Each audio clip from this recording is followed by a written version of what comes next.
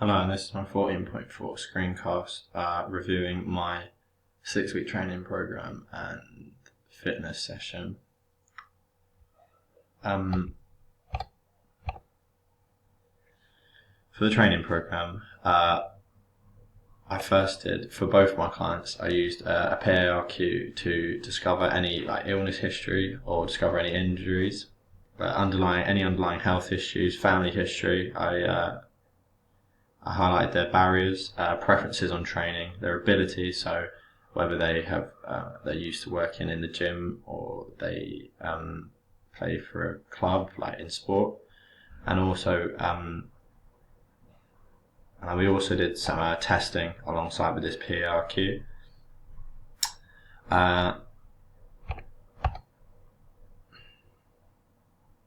The testing was so I could review the success of my program. So they did testing beforehand to see what their base level of fitness was, and then they did a mid one. So they did testing midway through to see if the training plan was working. If it wasn't working, then obviously I would change this, and then they will do one at the end of the 6-week training program as well to see how far they've come compared to the ones at the start.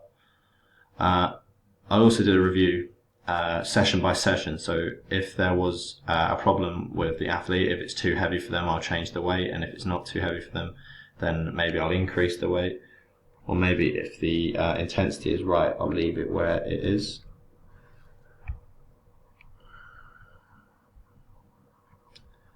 Going back to the PRQ, I found out a lot from client 1 on their PRQ. They had no underlying health issues, they had no coronary heart disease in the family, they've played a lot of rugby before, so they have a relatively good base level of fitness, and they used to be very active. They did a lot of cardiovascular endurance work and enjoyed a lot of it. Their weight's not an issue, even though technically on their BMI they're overweight. They're quite tall and stocky, but through them having played rugby before, I don't think their weight is at all an issue. They like to train continuously, but preferably they like to train through cycling and swimming. And their aims are to improve cardiovascular endurance, muscular tone, and knee strength, because they recently had surgery in their knee. So this is going to be a problem for them.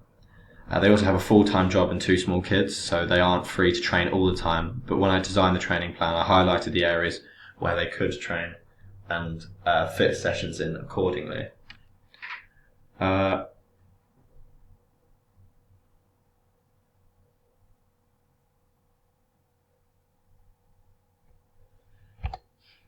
Going on to training program for client 1. The first session I did was cycling, so it was a cardio-based session. It's specific for them, and it's low impact on the knee. So obviously, like I said before, they have had surgery on their knee, and so they need to be careful with this whilst they train and whilst they ease back into it. So cycling is perfect for that because it's low impact on the knee. Like I said, it's going to improve their cardio, which is an aim, so it's specific to them. A reason that I put it for an hour duration is because they have a very good base level they have a moderately good base level of fitness, as it was shown through their scores in the bleep test and the Cooper run. Also, with this, there was no need to increase the intensity of the cycling one because they had to constantly be at 70% of their maximum heart rate. So even though they got fitter and their resting heart rate would decrease, they would always have to then bring their heart rate back up to this 70% zone and keep it there for the duration of the session, which would improve their cardiovascular endurance. Moving on to session 2, this is a stretching and strength session. So this is more specific to the athlete and their injury. Like I said, they've suffered injury on their knee, and so I fit in this session to be done once a week throughout the whole training program to work on flexibility in the surrounding joints, and increase strength of the muscles surrounding their knee. So this is a morning session because of their busy timetable. It means they can do it at home, and they can stay within the house and stay close to their children, so they can it's not too taxing on them. It also doesn't take very long, so it means they can get it in before work.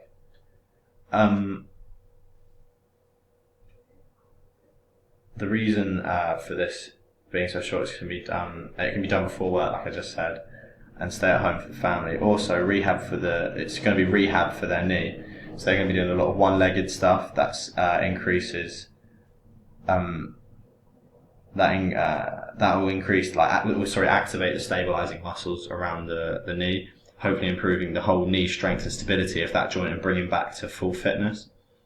And the whole session is focused around legs and stability, flexibility around the hips and knee, and improving strength around in the quads and sort of through the calves. So that's the reason for those particular exercises.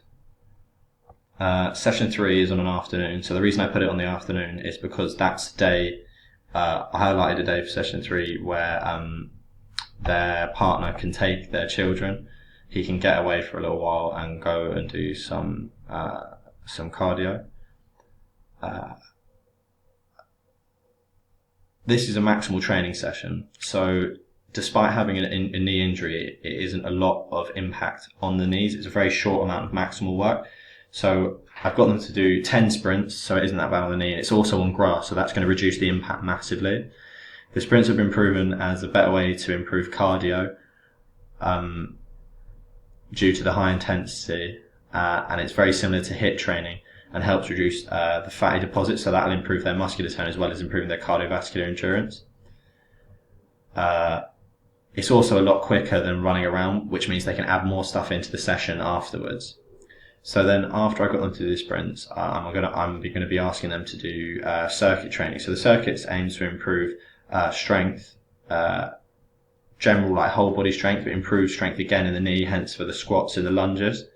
This will again work for the stabilizing muscles. The Russian twist will improve the tone of their core, as this is one of their aims, so it's very specific to them. The same with the plank. Research suggests that the plank is the most effective way of burning fat in the midsection and around the abdominals. So it is very specific to the aims of the client. The press ups aim to hit triceps and increase tone around their chest. So this will just add to the whole general body tone, and so the intensity of the whole session is quite high. So it'll be so it'll help with the cardio aspect, especially as it's tied in with the sprints. So the circuit training and the sprints together will keep his heart rate elevated for a long period of time. We'll probably tap into the cardio aspect that he's looking at. Also, the reason for circuit training and sprints at the end rather than the session aimed on one thing is that it keeps the session very varied and reduces tedium. So he's not going to get too bored, because one part he's going to be doing sprints and he's going to be focusing on making these sprints, and then he's going to move on to circuit training where he's going to be doing a variety of different activities. So this will keep him engaged and focused on all the different activities, and it won't become samey and boring. The reason the session is quite heavy on the knee is because it needs to bring him back up to full health. So it needs to have at least one session a week where he's going to be having put quite heavy demand on that knee and bring it back up to normal life, so he isn't favouring the other leg or maybe limping on it more. It's just going to put a lot of pressure through there. Moving on to session 4. The reason I chose swimming for this session is again due to his knee. So he's already done a high impact session on his knee. This is then going to reduce the impact on his knee. It's also going to be introduced in weeks 3 and 4. So he already would have done 2 weeks worth of training, and hopefully that strength in that knee would have already increased a little bit. So moving back onto swimming, it's going to keep the impact low on his knee. It's going to help with muscular tone and cardio because it's using muscles throughout the whole body. So it's going to improve tone of his legs, his back, his arms, his shoulders especially. And because it's continuous training, it's going to improve his cardiovascular endurance as well. For this session, I added progressions as it's quite a boring thing. So I'm trying to reduce tedium as well. So it's looking to stretch the client and prevent the tedium, obviously. And it's going to help to build up their C-swim, which comes in session 5 in weeks 5 and 6 of the program. It's specific to the client as it hits all of their aims. It's going to work on cardio, strength in the knee, and whole muscular tone.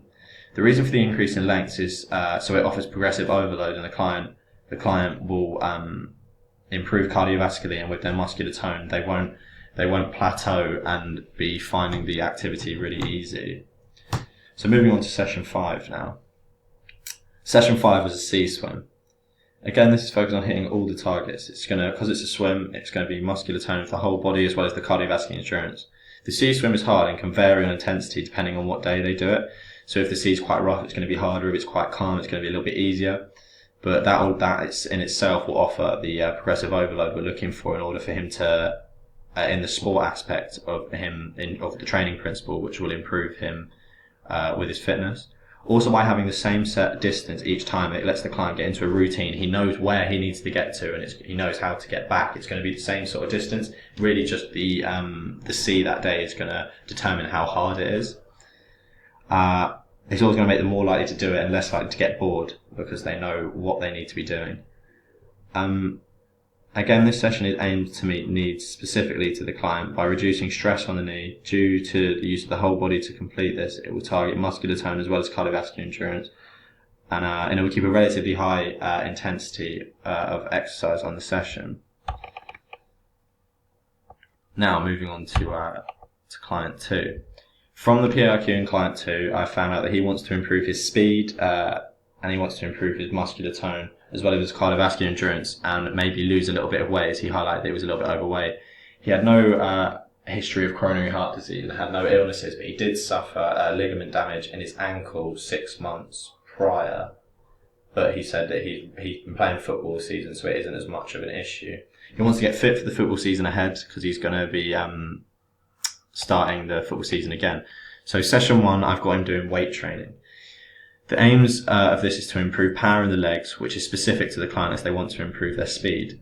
Also, it's specific to them because they had ligament damage in their ankle, and so for the warm-up before this weight session, I've made it specifically based around ankle rehab. I got them doing a lot of one-legged stuff, going up on their toes, which again is going to activate the stabilizing muscles around their ankle. It's going to improve this and improves joint stability and strength. So this will just make sure that he doesn't get any reoccurring ligament damage, and he's going to be as safe as possible when he goes back to the season. As he wanted to increase the speed, I made the session power based on the legs. So I used a rep range of around 12 to 15 reps per set. And I used 5 activities to reduce the tedium in this. By using more activities, it means he's going to focus on one activity, doing all the reps, then move on to another one. It also allows for a mixture of compound movements and specific muscle movements. So doing something like a squat is a compound movement, but then doing something like, which is then going to increase their power as well. But then doing something like an RDL or calf raise is specific, as they need to work on because that'll work on their hamstrings and their calves, and that'll be specific to increasing their speed. But general overall, working on the power of the muscle groups in the legs is going to feed straight into their speed, and it's going to be really good for their football. The burpee box jumps I chose as well, as they're going to increase the power of his legs jumping up, which is really good for when he needs to rise to the ball in football. It's also going to work on cardio and muscular tone and fat burning, as it's going to be a relatively high intensity, and it will increase their heart rate for a sustained period of time, as it's going to be quite maximal. They're going to have to be getting down, get up as quick as possible, and it can get those reps out. I have the way I did progressive overload with this client was I increased the sets and the weights for different exercises, which really help improve their development and prevent any reversibility or plateauing. So this will keep them engaged in the session, and they will stay on track. Session 2 is again specific to their football. So as they said, they're a footballer and they wanted to improve their cardiovascular endurance. I decided that fartlek training was a really good way to do it, as it's less stop-start, so it's still continuous work, but they'll go through periods of high intensity, so sprinting, then there'll be areas of jogging, then they'll have some recovery, walking, and this mimics the type, like the way in which they would be running around and working cardiovascularly in a football game. The way I did progressive overload for this session was through increasing the laps of the track. So I planned out distances for fartlek training for the different intensities of work, but based around a 400 metre track, so one lap. So all the distances added up to make one lap of 400 metres. So I then, through the weeks, added them to do